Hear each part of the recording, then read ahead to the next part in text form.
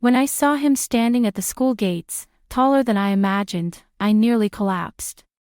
That was my son. The one I walked away from 11 years ago.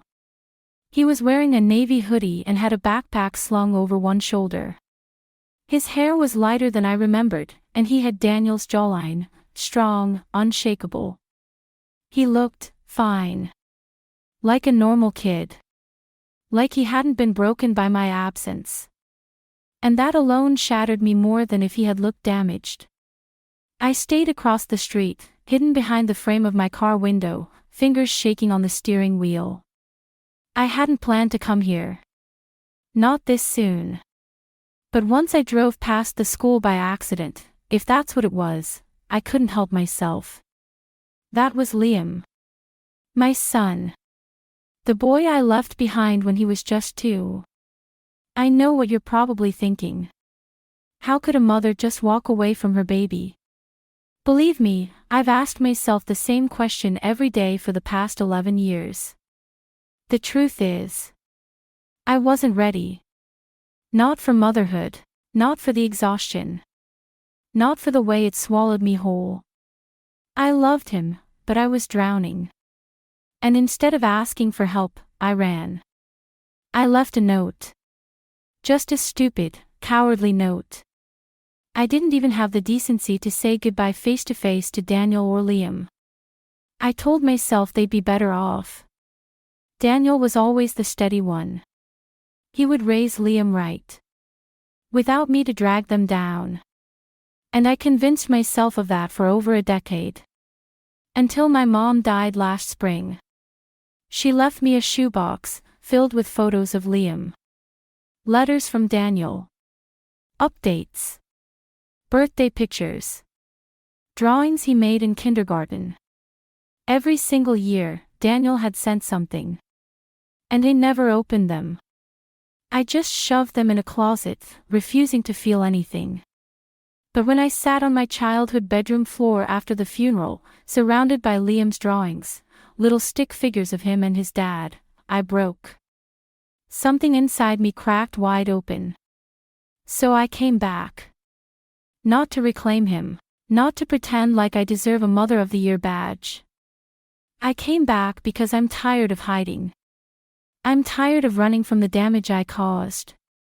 I don't expect Daniel to forgive me. I don't even expect Liam to ever call me Mom again. But I want to try. To earn something. A nod. A glance. A sliver of grace. Even if I have to stand on the sidelines of his life forever, at least I'll be standing. At least I'll be showing up. I was 25 when I had Liam. Barely holding myself together, scraping rent money from tips and temp jobs. I was exhausted in a way that sleep couldn't fix. Motherhood felt like a room with no windows. No exit.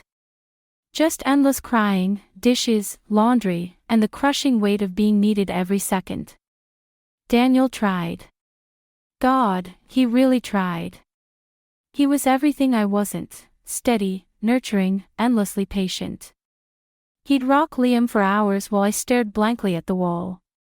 He never yelled when I forgot to warm the bottles or disappeared into the bathroom for too long just to breathe.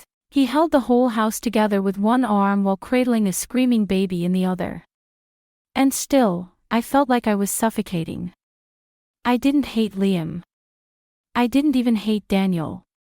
I just hated the version of myself that motherhood had carved out, hollowed and aching and terrified. One night, I packed a single bag and left a note on the kitchen table. I'm sorry. I can't do this. You'll be better off without me. That was it. I blocked Daniel's number.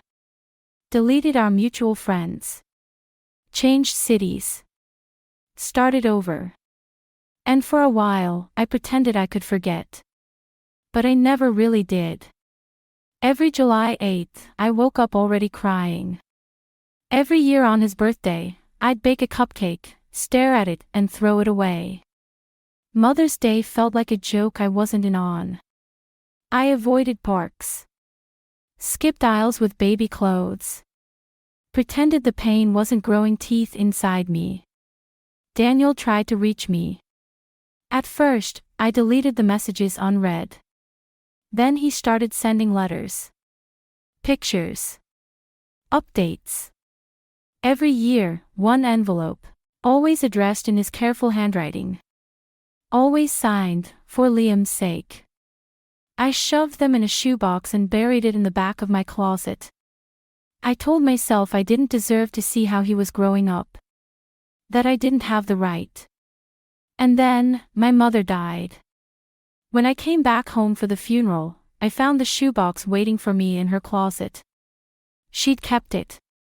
Every single one of those envelopes, unopened, stacked neatly. Curiosity cracked me open.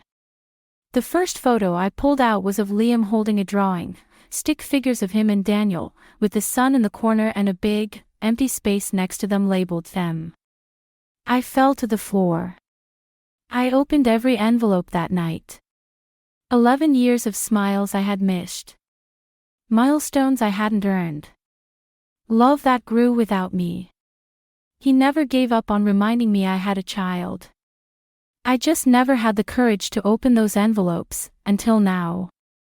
The day I finally texted Daniel, my hands shook so violently I could barely hit send. I want to see him. Please. I waited hours for a reply. None came. The next day, I stood across the street from Liam's school again, watching him laugh with friends, oblivious to the woman hiding behind a cracked windshield and a decade of guilt. Then, just before sunset, Daniel finally responded. Tomorrow. 6 p.m.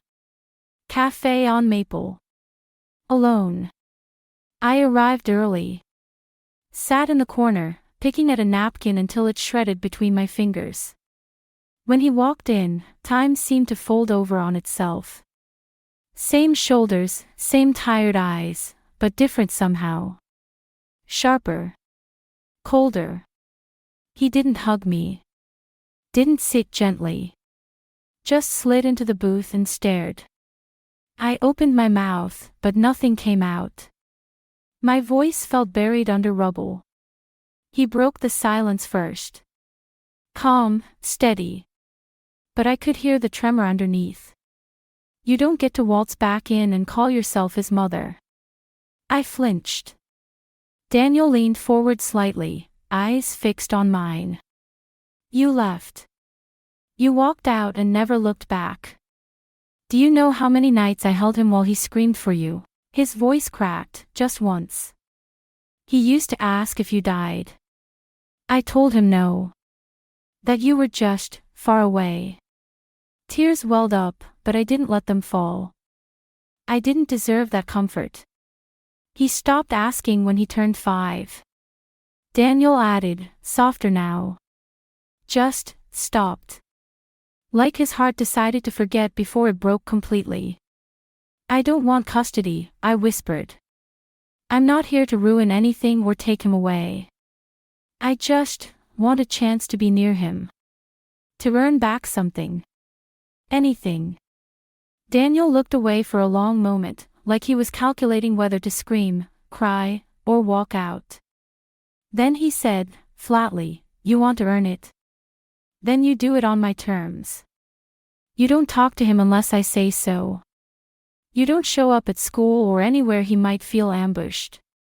You will not confuse him, or burden him, or dump your guilt onto him like it's his job to make you feel better. I nodded, heart collapsing in my chest. And don't expect forgiveness, he said quietly. You don't get that just because you're finally ready. I nodded again. He stood to leave. Paused. Then, you're 11 years too late. But, if you're serious, really serious, you can start by proving it. Without disrupting his life.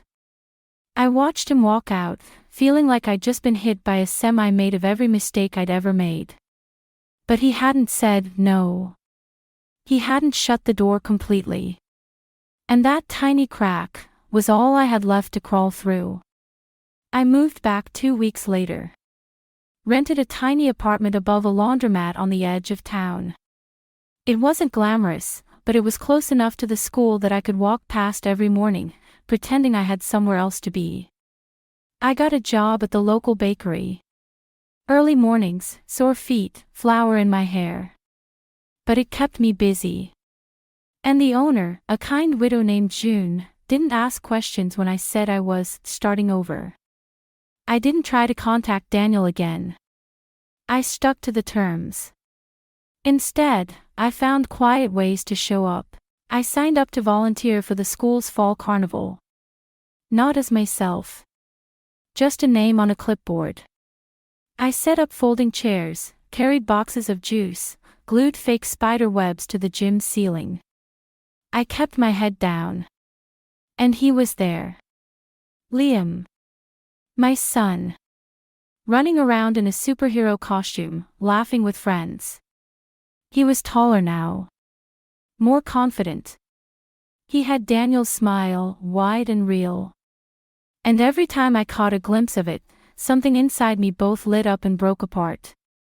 Over the next few months, I kept volunteering. Field day. Art night.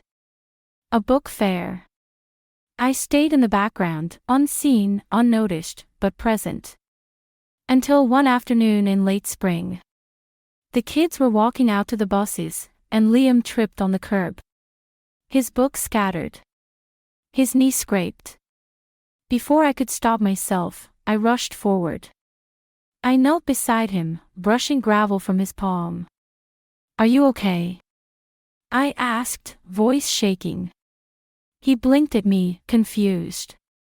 Not scared, just curious. "Do I know you?" he asked softly. My breath caught. Every part of me wanted to scream, "Yes, I'm your mother. I've missed everything and I'm sorry and I love you more than I ever thought possible." But I didn't. I swallowed the words. I smiled, tears burning behind my eyes. "No," I said. "But I'm so proud of you." He stared at me a second longer before nodding and gathering his books. Then he walked off without looking back. I stood there, trembling. Later that night, I got a text from Daniel. Just one line, "That's the first time he noticed you. Don't mess this up." I stared at the screen for so long I forgot to breathe. It wasn't an open door. But it was a crack. A sliver. Proof that maybe I wasn't invisible anymore. He saw me. He noticed me. And somehow, that tiny moment meant more than any forgiveness I could have begged for.